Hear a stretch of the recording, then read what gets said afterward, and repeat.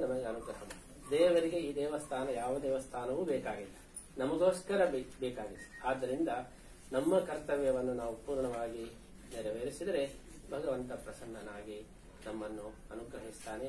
ಅಂತಹ ಒಂದು ವಿಶೇಷ ಸನ್ನಿಧಾನ, ಐತಿಹಾಸಿಕವಾದಂತಹ ಸನ್ನಿಧಾನ, ಈ ಊರಿನ ಹೆಸರಿಗೆ ಬರಲಿಕ್ಕೆ ಕಾರಣೀಭೂತವಾದಂತಹ ಸನ್ನಿಧಾನ. ಮಾಧವ ಕುಂಜಿತ್ತಾಯರಿಗೆ ಪ್ರತ್ಯಕ್ಷರಾದ್ದರಿಂದ ಈ ಊರಿಗೆ ಪಣೆಯ ಅಡಿಯಲ್ಲಿ ಅನಂತಾಸನ ದೇವರ ಒಂದು ಉಪಲಬ್ಧಿಯಾದದ್ದರಿಂದ ಪಣಿಯಾಡಿ ಅಂತೇಳಿ ಈ ದೇವರಿಂದಾಗಿ ಹೆಸರು ಬಂದಿದೆ. ಮಾಧವ ಕುಂಜಿತ್ತಾಯರ ಮನೆ ಇದ್ದರಿಂದ ಕುಂಜಿಬೆಟ್ಟು ಎಂಬಂತಹ ಹೆಸರು ಬಂದಿದೆ.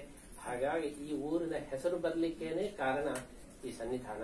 ಅಂತಹ ಮೂಲ ಸನ್ನಿಧಾನ ಜೀರ್ಣೋದ್ಧಾರ ಆಯ್ತು ಹೇಳಿದರೆ ಊರು ಕೂಡ ಅದು ಅಭ್ಯುತ್ಥಾನಕ್ಕೆ ಬರಲಿಕ್ಕೆ ಸಾಧ್ಯವಿದೆ. ಆದ್ದರಿಂದ ಯಾರ್ಯಾರು ಅಭ್ಯುತ್ಥಾನವನ್ನು ಅಪೇಕ್ಷಿಸ್ತಾರೆ ಅವರೆಲ್ಲರೂ ಕೂಡ ಈ ಮೂಲ ಸ್ಥಾನವನ್ನು, ಮೂಲ ಸನ್ನಿಧಾನವನ್ನು ಸೇವೆ ಮಾಡಿ ನಾವು ಅನುಗ್ರಹವನ್ನು ಪಡೆದರೆ ನಮ್ಮ ಒಂದು ಅಭಿವೃದ್ಧಿ ಆಗಲಿಕ್ಕೆ ಸಾಧ್ಯ ಇದೆ. ದೇವಸ್ಥಾನ ನಮಗೋಸ್ಕರ ಇರತಕ್ಕದ್ದು, ಭಕ್ತರಿಗೋಸ್ಕರ ಇರತಕ್ಕದ್ದು. ಅದರ ಒಂದು ಪುನರುದ್ಧಾರವನ್ನು ನಾವು ಮಾಡಬೇಕು. ಅಂತಹ ಒಂದು ಯೋಗವನ್ನು ದೇವರು ನಮಗೆ ಕರುಣಿಸಿದ್ದಾನೆ. ಎಷ್ಟೋ ಸಲ ನಾವು ಹೇಳುವಂತೂ ಜೀರ್ಣೋದ್ಧಾರ ಆಗಲಿಕ್ಕೆ ಯಾವುದೋ ಒಂದು ಸಮಯ ಬರಬೇಕು. ಎಷ್ಟೋ ಸಮಯದಿಂದ ಪಾಳು ಬಿದ್ದಿರ್ತದೆ. ಅದಕ್ಕೆ ಕಾರಣ ಏನು ಹೇಳಿದರೆ ದೇವರು ಯಾವುದೋ ಒಂದು ನಿರ್ದಿಷ್ಟ ಭಕ್ತರನ್ನು ಕಾಯ್ತಾ ಇರ್ತಾರೆ. ಅವರಿಗೇ ಈ ಯೋಗ ಕೊಡಬೇಕು ಅಂತ, ಬೇರೆ ಯಾರಿಗೂ ಕೊಡಬಾರದು. ಅಂತಹ ಭಕ್ತನಿಗೇನೆ ಈ ಒಂದು ಸುಯೋಗ ಸಿಗಬೇಕು ಅಂತೇಳಿ ಕಾಯ್ತಾ ಇರ್ತಾರೆ. ಆ ಭಕ್ತ ಬಂದ ತಕ್ಷಣ ಆ ಜೀರ್ಣೋದ್ಧಾರ ಪ್ರಕ್ರಿಯೆ ಪ್ರಾರಂಭ. ಹಾಗಾಗಿ ದೇವರು ನಿಮ್ಮನ್ನೇ ಕಾಯ್ತಾ ಇದ್ದಾರೆ. ಇವತ್ತು ಯಾರು ನೀವೆಲ್ಲ ಬಂದಿದ್ದೀರಿ, ನಿಮಗೆ ಈ ಯೋಗ ಬರಬೇಕು ಅಂತ ಹೇಳಿ ಇಷ್ಟ ತನಕ ಜೀರ್ಣೋದ್ಧಾರ ಆಗಲಿಲ್ಲ. ನಿಮಗೆ ಇದು ದೊರಕಬೇಕು, ಬೇರೆಯವರಿಗೆ ದೊರಕಬಾರದು ಅಂತ. ಅದಕ್ಕೋಸ್ಕರ ನಮಗೋಸ್ಕರ ದೇವರು ಇಂತಹ ಒಂದು ಅವಕಾಶವನ್ನು ಮೀಸಲಿಟ್ಟಿದ್ದಾನೆ, ಅಂತಹ ಅವಕಾಶವನ್ನು ಕೊಟ್ಟಿದ್ದಾನೆ. ಇಂತಹ ಒಂದು ದಿವ್ಯ ಸನ್ನಿಧಾನ ಅನಂತಾಸನ ದೇವರ ಒಂದು ಸನ್ನಿಧಾನ. ಇಲ್ಲಿ ಅನಂತೇಶ್ವರ ದೇವರೇ ಇಲ್ಲಿ ಪ್ರತಿರೂಪವಾಗಿ ಬಂದು ಅನುಗ್ರಹ ಮಾಡ್ತಾ ಇದ್ದಾರೆ. ಅನಂತಾಸನ ದೇವರ ಸನ್ನಿಧಾನ ಬಹಳ ವಿಶೇಷವಾದಂತಹ ಕಾರಣಿಕವಾದಂತಹ ಸನ್ನಿಧಾನ. ಅನಂತಾಸನಲ್ಲಿ ಅನೇಕ ಸನ್ನಿಧಾನಗಳ ಸಂಗಮ ಇದೆ.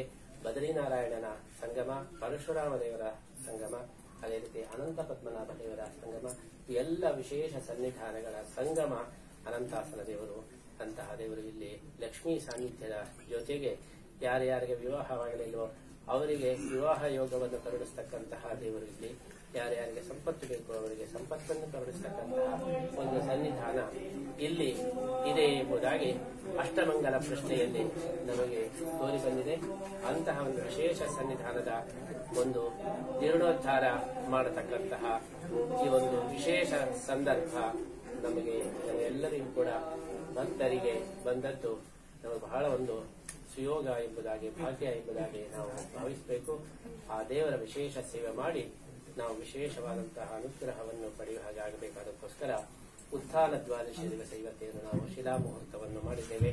ಬರುವ ಜೂನಿನ ಒಳಗಡೆ ಈ ಒಂದು ಸನ್ನಿಧಾನದ ಪುನಃಸ್ಥಾಪನೆ ಆಗಬೇಕು, ಭವ್ಯವಾದ ದೇಗುಲದ ನಿರ್ಮಾಣ ಆಗಬೇಕು ಎಂಬಂತಹ ಸಂಕಲ್ಪವನ್ನು ಎಲ್ಲ ಭಕ್ತರ ಜೊತೆ ನಾವು ಏನು ಕೈಗೊಂಡಿದ್ದೇವೆ. ಆ ಸಂಕಲ್ಪವನ್ನು ಭಗವಂತ ಪರಿಪೂರ್ಣಗೊಳಿಸಬೇಕು.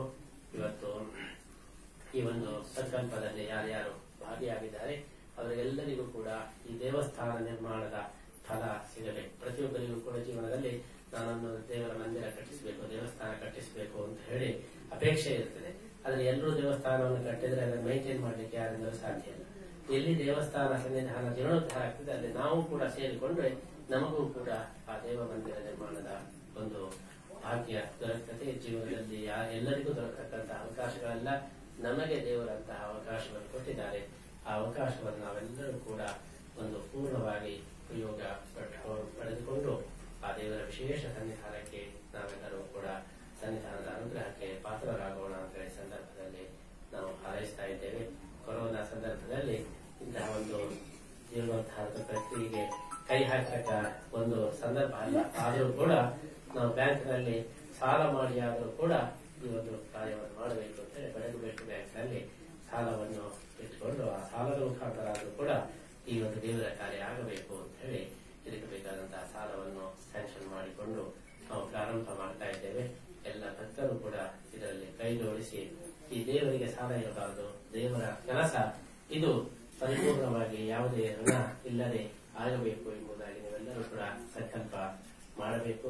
ಇಂತಹ ಒಂದು ಅಪೂರ್ವವಾದಂತಹ ಒಂದು ಸುಯೋಗವನ್ನು, ಅವಕಾಶವನ್ನು ನೀವೆಲ್ಲರೂ ಕೂಡ ಉಪಯೋಗಿಸಿಕೊಂಡು ಇಲ್ಲಿ ಅನಂತ ಪದ್ಮನಾಭ ದೇವರ ಸನ್ನಿಧಾನ ಮತ್ತೆ ಪುನಃ ಪ್ರತಿಷ್ಠಾಪಿತವಾಗಿ ನಮ್ಮ ಊರಿಗೆ ಎಲ್ಲ ಭಕ್ತರಿಗೂ ಕೂಡ ವಿಶೇಷ ಅನುಗ್ರಹ ನಿರಂತರ ದೊರಕುವಂತೆ ಆಗಬೇಕು ಅಂತ ಹೇಳಿ ಉತ್ಥಾನ ದ್ವಾದಶಿಯ ಈ ಒಂದು ಪರ್ವ ಸಂದರ್ಭದಲ್ಲಿ ನಾವು ಹಾರೈಸ್ತಾ ಈ ಸಂದರ್ಭದಲ್ಲಿ ಯಾರ್ಯಾರು ಸೇವೆಯನ್ನು ಸಲ್ಲಿಸಿದರೆ ಈಗಾಗಲೇ ಅನೇಕ ಜನರು ವಾಗ್ದಾನವನ್ನು ಕೂಡ ಮಾಡಿದ್ದಾರೆ. ಅವರಿಗೂ ಕೂಡ ದೇವರು ಶಕ್ತಿ ಕೊಟ್ಟು ಅವರಿಂದ ದೇವರ ಸೇವೆಯನ್ನು ಸ್ವೀಕಾರ ಮಾಡಬೇಕು. ಉಳಿದ ಭಕ್ತರಿಗೂ ಕೂಡ ಎಲ್ಲ ಒಂದು ಶಕ್ತಿಯನ್ನು ಕೊಟ್ಟು ಆ ಸೇವೆಯನ್ನು ಸ್ವೀಕಾರ ಮಾಡಿ ಅವರೆಲ್ಲರನ್ನು ಕೂಡ ಅನುಗ್ರಹಿಸಬೇಕು ಎಂಬುದಾಗಿ ಈ ಸಂದರ್ಭದಲ್ಲಿ ನಾವು ಹಾರೈಸ್ತಾ ಅನಂತೇಶ್ವರ ದೇವರ ಸನ್ನಿಧಾನ ಅಲ್ಲಿ ಹೇಗೆ ಅನಂತೇಶ್ವರ ಚಂದ್ರಮೌಳೇಶ್ವರ ಎರಡು ಸನ್ನಿಧಾನ ಜೊತೆಯಾಗಿದೆಯೋ ಅದರ ಸೂಚನೆ ಎಂಬಂತೆ ಇವತ್ತು ಚಂದ್ರಮೌಳೇಶ್ವರ ದೇವರ ಒಂದು ಹೆಸರಿನಲ್ಲಿ ಒಂದು ಹೊತ್ತಿಗೆ ಬಿಡುಗಡೆಯೂ ಕೂಡ ಆಗಿದೆ. ಯಾಕಂದ್ರೆ ಅನಂತೇಶ್ವರ ಬಂದಾಗ ನಾನು ಇಲ್ಲಿದ್ದೇನೆ ಚಂದ್ರೇಶ್ವರನು ಕೂಡ ಸೂಚನೆ ಮಾಡೋದಕ್ಕೋಸ್ಕರ ಎಂಬಂತೆ ಮತ್ತು ಚಂದ್ರಮೌಳೇಶ್ವರ ಹೆಸರಿನಲ್ಲಿ ಒಂದು ಹೊತ್ತಿಗೆಯೂ ಕೂಡ ಬಿಡುಗಡೆಯಾದದ್ದು ಅದು ದೈವಿ ಸೂಚನೆ ಎಂಬುದಾಗಿ ನಾವು ಭಾವಿಸಬಹುದು. ಅಂತ ಹೊತ್ತಿಗೆಯನ್ನು ಕೂಡ ಇವತ್ತು ವಸಂತಿ ಅವರ ಇವತ್ತು ಕೃತಿ ಸಮರ್ಪಣೆಯನ್ನು ಕೂಡ ಅನಂತಾಸ್ತ್ರ ದೇವರಿಗೆ ಈ ಸಂದರ್ಭದಲ್ಲಿ ಮಾಡಿದ್ದೇವೆ.